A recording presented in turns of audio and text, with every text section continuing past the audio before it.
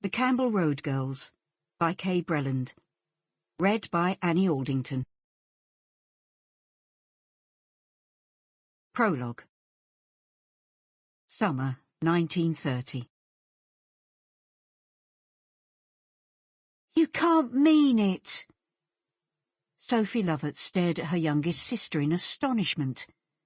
You're planning on handing in your notice and going back to Campbell Road? You gone nuts, Lucy Keiver? Course not. I won't be there for more than a few days. Not if I can help it, Lucy replied defensively. I'll stop with Mum and Reg just while I'm between things. I can keep Mum company while I'm sorting this out. She drew from her serge skirt pocket a piece of paper, and having unfolded the crumpled scrap, scanned the advertisement for an assistant lady's maid in a mansion in Bloomsbury. Got an interview early next month, and if I get offered the job, I'll be living in straight away. Lucy could tell her explanation hadn't impressed her sister. Move back to the bunk for good, she scoffed in an effort to save face. I'm not that daft. After all I did to get you took on here, Sophie protested indignantly. And you've done all right for yourself with my help. Out of the kitchen and upstairs in no time at all, weren't you? It was different before, when the mistress was still alive. The staff at Lockley Grange still called their employer's late wife the mistress. His current spouse was referred to as the madam, and invariably in a disparaging tone. You can't throw it all in because you've had a bit of a disagreement with Mrs. Lockley. Sophie was prowling back and forth outside the stable block, while reasoning quietly with her sister. She was aware they might be overheard. Weren't a bit of a disagreement. Lucy's wry grimace emphasised her point. She was also keeping a weather eye out in case any ears were flapping in the vicinity.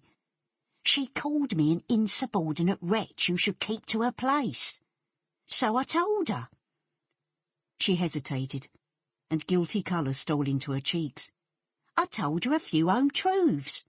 So even if I don't chuck it in, I'll probably get chucked out. Lucy defiantly tilted her chin. She's never liked me, and I know I ain't alone in not liking her. Nobody here took to her from the start. Lucy stepped closer to hiss in her sister's ear.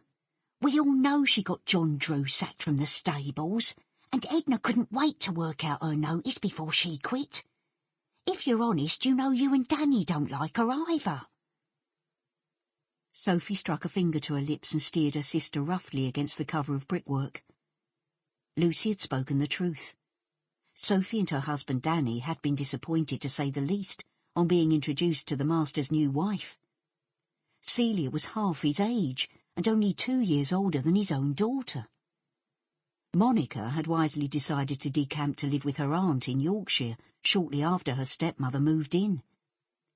Celia's attitude to the staff from the start had been utter disdain, but Sophie and Danny Lovett, older and more mature than their colleagues, had tried to adopt a pragmatic outlook. They had a great deal to lose since they'd been promoted to the top jobs.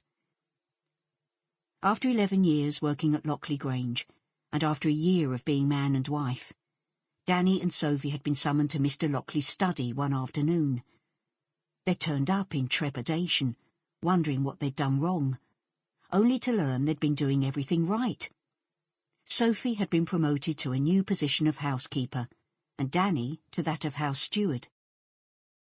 With hindsight, they'd realised their employers had wanted to free themselves from running the Grange because they'd known their time together was limited. None of the servants had been aware of the mistress's grave illness until near the end. How about if I have a quiet word with the master? Sophie offered unconvincingly. Oh, yeah, Lucy muttered sarcastically, 'cause that's bound to work. We all know she's got him wrapped right around her little finger, and we all know how she keeps him there, she added sourly. Lucy had previously held Mr. Lockley in high estimation, but her opinion of him had plummeted when she'd realised what a sucker he was.